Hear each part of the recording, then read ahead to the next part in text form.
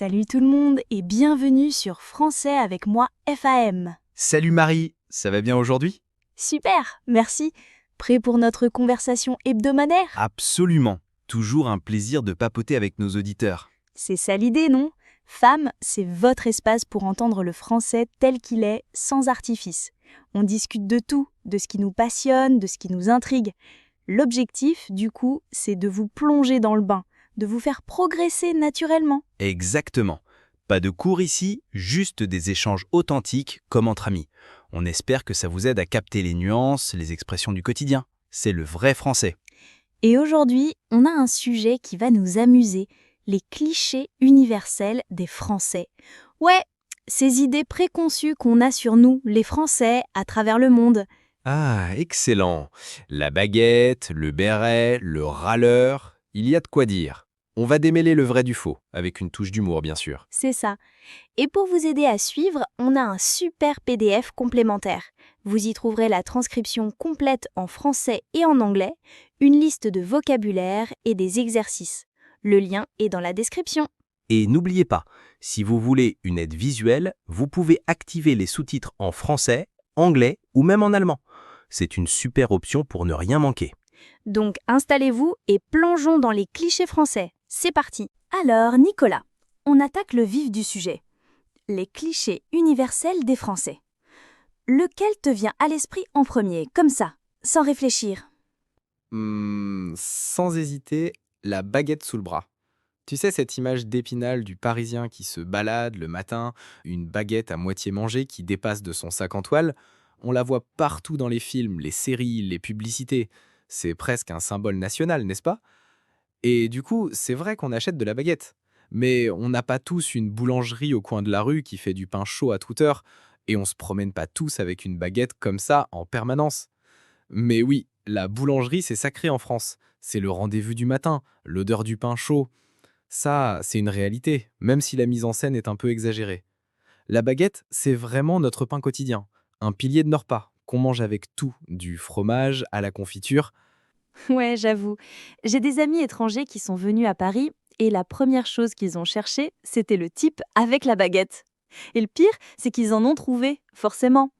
Mais c'est vrai, c'est tellement ancré. Après, il y a le béret. Ah, le béret. Personne que je connaisse porte un béret tous les jours, à part peut-être mon grand-père pour aller à la pêche, mais même lui, pas souvent. Pourtant, à l'étranger, on a l'impression que c'est notre couvre-chef national, un peu comme le sombrero au Mexique. C'est rigolo parce que c'est tellement décalé par rapport à la réalité. Le béret, c'est plus un accessoire de mode vintage, un souvenir pour les touristes ou un signe d'appartenance pour certaines régions traditionnelles, mais pas du tout un vêtement du quotidien pour la majorité des Français modernes. Totalement. Le béret, c'est plus un accessoire de mode vintage ou pour les touristes qui veulent se mettre dans la peau d'un vrai Français. Mais on ne croise pas des hordes de bérets dans les rues de Lyon ou de Marseille, hein. Et en parlant de ça, on a aussi le cliché du Français qui fume des cigarettes roulées au café, avec un air pensif. C'est vrai qu'on a une culture des cafés, c'est indéniable. On aime s'y asseoir, prendre son temps, discuter. C'est un lieu social important. Mais l'image du fumeur invétéré, bon, la France a beaucoup changé là-dessus. Moins de monde fume et on ne fume plus à l'intérieur des cafés depuis pas mal de temps. C'est une image un peu dépassée du coup, qui remonte peut-être aux années 50 ou 60, mais qui est toujours présente dans l'imaginaire collectif étranger. Ah oui, ça c'est un classique, avec la petite tasse de café noir très serrée. Et souvent, on y ajoute le cliché du Français qui est toujours en train de râler. C'est vrai qu'on peut être, disons, un peu critique. On aime bien débattre, exprimer nos opinions, parfois avec un certain franc-parler. On ne mâche pas nos mots. Mais ce n'est pas parce qu'on râle qu'on est malheureux ou qu'on n'est pas content, c'est juste notre façon d'exprimer les choses. On râle sur le prix de l'essence, sur le temps qu'il fait, sur la grève des transports, sur l'attente à la poste. C'est une forme de participation à la vie, non? C'est notre sport national, limite. Une manière de se décharger. Et puis on passe à autre chose, souvent avec le sourire. Tu as tout dit Marie, c'est une façon de s'exprimer, une sorte d'exutoire. On râle, mais après on passe à autre chose. Ce n'est pas toujours de la mauvaise humeur. Et d'ailleurs, en parlant de râler, on a aussi le cliché du Français qui est toujours en grève. Ouais, on va pas se mentir, la grève est une tradition bien ancrée chez nous. Le droit de manifester, de faire entendre sa voix, de défendre ses droits, C'est très important dans notre culture sociale et politique. Mais ce n'est pas non plus tous les jours, partout, tout le temps. Ça fait partie du paysage social et ça peut impacter les transports ou certains services. Mais ce n'est pas le chaos permanent comme certains l'imaginent. Il y a des raisons spécifiques derrière chaque mouvement. Non, ce n'est pas le chaos, mais il arrive du coup, il faut être un peu préparé quand on vient. Et puis, il y a les clichés plus glamour. On est censé être tous des experts en haute gastronomie et en vin. C'est vrai qu'on a une culture culinaire très riche. C'est une part importante de notre identité, un art de vivre. Mais tout le monde en France n'est pas un chef étoilé et ne passe pas ses journées à déguster des grands crus classés. On aime bien manger, c'est sûr. On accorde de l'importance aux bons produits, aux repas en famille ou entre amis qui durent des heures, mais on mange aussi des plats simples, des pâtes, des pizzas, des burgers comme tout le monde. C'est juste que la qualité est souvent au rendez-vous, même pour les plats du quotidien. Et le vin, oui, c'est une boisson très présente, mais on boit aussi de l'eau, des jus, du café. C'est vrai, on a un palais développé peut-être, mais on n'est pas tous des critiques gastronomiques. Et puis, il y a l'image du français qui ne parle que français et refuse de parler anglais. Ça, c'est un cliché de tenace. C'est vrai qu'historiquement, on n'était pas peut-être les meilleurs en langues étrangères. Et on est très fiers de notre langue, qui est une langue diplomatique et culturelle majeure. Mais la jeune génération, et même les moins jeunes, font de gros efforts. Beaucoup de gens parlent anglais, surtout dans les grandes villes, comme Paris, Lyon, Bordeaux, et bien sûr dans les zones touristiques. Ce n'est plus aussi vrai qu'avant que personne ne vous répondra si vous ne parlez pas français. L'ouverture sur le monde a changé la donne. Ouais, heureusement. Ça a beaucoup évolué et c'est important de le dire. On est content quand les gens font l'effort de parler français. Bien sûr, même quelques mots, ça fait toujours plaisir, mais on est capable de communiquer autrement. Bon, en parlant de communication, celui-là, il est un peu délicat, hein. On va parler d'un cliché qui fait souvent réagir. Les Français seraient froids, voire carrément impolis avec les touristes. Et honnêtement, je trouve que c'est un cliché qui mérite d'être nuancé. Parce que oui, ça peut arriver, mais faut voir le contexte. Imagine, tu habites à Paris, tu rentres du boulot, t'es crevé, et là, t'as encore quelqu'un qui t'arrête dans la rue pour te demander le chemin, sans même un bonjour, sans un sourire. Ah mais je comprends trop. J'avais un pote qui vivait à 2 pas de la Tour Eiffel. Il me disait qu'on lui demandait le chemin tous les jours, parfois plusieurs fois par jour. Et pourtant, c'était évident où elle était. Au bout d'un moment, tu deviens un peu sec. Pas méchant, mais juste fatigué. C'est ça. Et en même temps, je me mets aussi à la place des touristes. Ils arrivent dans un pays qu'ils connaissent pas, ils parlent peut-être pas français, ils sont un peu perdus. Et là, ils tombent sur quelqu'un qui leur répond froidement. C'est blessant. Tu te sens rejeté. Oui, et en France, on a ce truc culturel, le bonjour. C'est presque sacré. Tu veux demander un renseignement? Commence par dire bonjour. C'est tout bête, mais ça change toute l'ambiance. Si tu fais l'effort, les gens t'aident avec plaisir. Mais si tu vas droit au but, comme si t'étais pressé, ben ça passe mal. Finalement, c'est un vrai malentendu culturel. Le touriste pense que le français est froid, alors que le français, lui, se sent un peu agressé dans sa routine. Et parfois, on oublie que vivre dans une ville touristique, c'est épuisant. Tu as l'impression de ne jamais avoir de pause, que ta ville t'appartient plus. Exactement.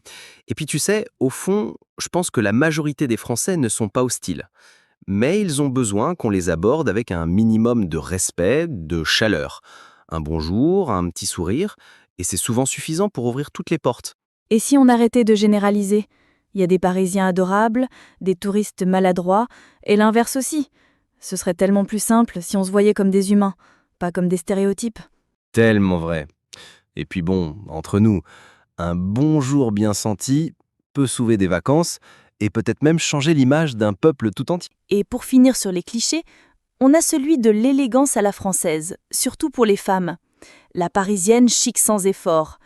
Tu sais, la femme avec le trench coat parfait, le jean bien coupé, la chemise blanche impeccable, le petit foulard encimé. C'est une image très forte et je dois dire qu'il y a un fond de vérité. On aime l'élégance, la simplicité, les pièces intemporelles de qualité, mais ça ne veut pas dire qu'on se promène tous les jours comme si on allait au défilé de mode, hein. Le confort, c'est important aussi. Totalement. C'est l'idée d'une certaine nonchalance chic, d'un style qui ne semble pas trop travaillé, mais qui en fait est souvent très pensé. On mise sur la qualité, des coupes simples et des accessoires bien choisis. Mais ce n'est pas une obligation et tout le monde ne correspond pas à cette image. Et puis, il y a le côté romantique. Paris, la ville de l'amour, les ponts avec les cadenas, même si la plupart ont été retirés, les amoureux qui se baladent main dans la main le long de la Seine. C'est vrai qu'il y a une aura romantique, une atmosphère unique, surtout à Paris. Mais bon, on n'est pas tous des poètes qui déclament des vers sous la tour Eiffel en permanence. C'est une belle image qui attire beaucoup, mais la réalité, c'est aussi des couples qui font leurs courses au supermarché et gèrent le quotidien. C'est ça, on est des gens normaux du coup. Mais cette image romantique, elle colle bien à Paris et à la France en général. C'est un peu un rêve pour beaucoup. Finalement, ce qu'on voit, c'est que ces clichés, ils ont souvent une petite part de vérité, une étincelle de réalité, une origine, mais ils sont tellement amplifiés, tellement mis en scène qu'ils deviennent une caricature. C'est drôle, mais ça ne représente pas la diversité de la France et des Français. La réalité est toujours plus riche et complexe. Exactement. On prend le cliché, on le tourne un peu en dérision et on essaye de montrer ce qu'il y a derrière, la vraie vie. C'est ça qui est intéressant, non ? Apprendre à voir au-delà des premières impressions et comprendre que même derrière un cliché, il y a souvent un bout d'histoire ou de culture française. C'est intéressant de voir à quel point ces images voyagent. On parle de la baguette, du béret, mais finalement, au-delà de l'amusement, ça nous montre aussi comment les cultures se perçoivent les unes les autres. Ça me fait réfléchir du coup que derrière chaque cliché, même le plus caricatural, il y a souvent une petite graine de vérité ou au moins une origine historique ou culturelle. Le béret, par exemple, était bien plus courant avant, un vrai symbole de certaines régions. La baguette, c'est notre pain traditionnel, profondément enraciné. Ouais, c'est vrai. On a tendance à rire de sa cliché, mais il raconte aussi une partie de notre histoire, de nos habitudes passées ou de nos préférences culturelles qui ont été amplifiées. Le cliché du français râleur, par exemple, on en a parlé, mais si on y pense, ça vient aussi de notre culture du débat, de la pensée critique. On aime discuter, confronter les idées, ça fait partie de notre façon de fonctionner en société. On n'a pas peur de dire ce qu'on pense, même si ça peut paraître un peu abrupt pour des gens d'autres cultures. C'est plus une forme d'expression qu'une preuve de mauvaise humeur constante. Et ça, c'est assez spécifique, je trouve. Exactement. Ce n'est pas qu'on est négatif, c'est qu'on est, disons, exigeant. On veut que les choses soient bien faites, qu'elles fonctionnent, et quand ce n'est pas le cas, on le signale. C'est une forme de participation citoyenne d'une certaine manière. Et ça rejoint un peu l'idée de l'intellectualité ou de la philosophie, souvent associée aux Français. On est un pays qui valorise la pensée, la réflexion, les lumières. Donc râler, ça peut être aussi une forme de pensée critique appliquée au quotidien. C'est une bonne observation. On voit la même chose avec les clichés sur la gastronomie et le vin. Ce n'est pas que tous les Français sont des chefs étoilés, non. Mais l'importance du repas, des produits de qualité, de partager un bon moment autour de la table, c'est ancré dans notre ADN. C'est une forme d'art de vivre. Donc oui, le cliché est exagéré, mais la base est là. La nourriture est vraiment centrale dans notre culture. On ne mange pas juste pour manger, il y a toute une symbolique autour. Totalement. Et cette idée d'élégance à la française aussi. Ce n'est pas que tout le monde est toujours impeccable, mais il y a une certaine appréciation de l'esthétique, de la simplicité chic, de la qualité plutôt que de la quantité dans les vêtements. C'est une manière de s'exprimer, de se présenter qui est valorisée. C'est plus une philosophie du style qu'une obligation stricte. Du coup, même si on ne correspond pas tous à l'image parfaite de la parisienne, on peut reconnaître qu'il y a un certain idéal de goût qui influence notre façon de nous habiller. Ouais, c'est une forme de raffinement qui est cultivée. Finalement, ces clichés, ils sont un peu comme des raccourcis culturels. Ils ne sont rarement totalement faux, mais ils ne capturent jamais l'intégralité de la réalité. Ils nous invitent, nous, les Français, à sourire de nous-mêmes, et les autres, du coup, à aller au-delà de la première impression pour découvrir une culture bien plus riche et nuancée. C'est ça qui est beau, non ? Voir que même derrière ces images toutes faites, il y a des vérités à explorer. Absolument. C'est une invitation à la découverte, à ne pas s'arrêter aux apparences. Et c'est un peu le message de Français avec moi, non ? Plonger dans la langue et découvrir la culture telle qu'elle est vraiment, avec ses nuances, ses particularités et parfois ses clichés amusants. Voilà, on arrive déjà à la fin de notre conversation sur les clichés. C'était vraiment sympa de démêler tout ça avec toi, Nicolas. J'espère que ça a donné une vision un peu plus juste de la France à nos auditeurs et que ça les a fait sourire du coup. C'est clair, Marie. On a bien rigolé et c'est toujours intéressant de se pencher sur ces idées préconçues. Merci à tous d'avoir été avec nous pour cet épisode de Français avec moi. C'est grâce à vous qu'on continue ces discussions authentiques. Un grand merci à tous ceux qui sont déjà abonnés, vous êtes géniaux. Votre soutien est super important pour nous. Si vous avez aimé cette discussion, et si ce n'est pas déjà fait, n'oubliez pas de vous abonner au podcast pour ne rater aucune de nos prochaines conversations. Oui, et si vous nous écoutez sur Spotify, n'hésitez pas à nous laisser une note et un commentaire. C'est super important pour nous. Ça nous aide à grandir et à toucher encore plus de monde. Et si vous êtes sur YouTube, un petit j'aime ou un partage avec des amis qui aiment le français, ça fait toujours plaisir. Exactement. Et surtout, on adore lire vos réactions. Donc pour cet épisode sur les clichés, quelle est votre opinion sur le thème d'aujourd'hui ? Est-ce que vous avez des clichés préférés ou des anecdotes à partager ? Laissez-nous un commentaire juste en dessous. Même un simple merci ou un bonjour suffit. Ça aide énormément l'algorithme de YouTube à comprendre que notre podcast est pertinent et à le montrer à plus de personnes qui veulent apprendre le français par immersion. C'est un petit geste qui fait une grande différence pour nous. C'est ça, on est là pour discuter avec vous aussi. On lit tous vos messages avec attention, alors n'hésitez pas. On se retrouve très vite pour un nouvel épisode de Français avec moi. D'ici là, portez-vous bien et continuez à pratiquer votre français. Au revoir tout le monde et à bientôt!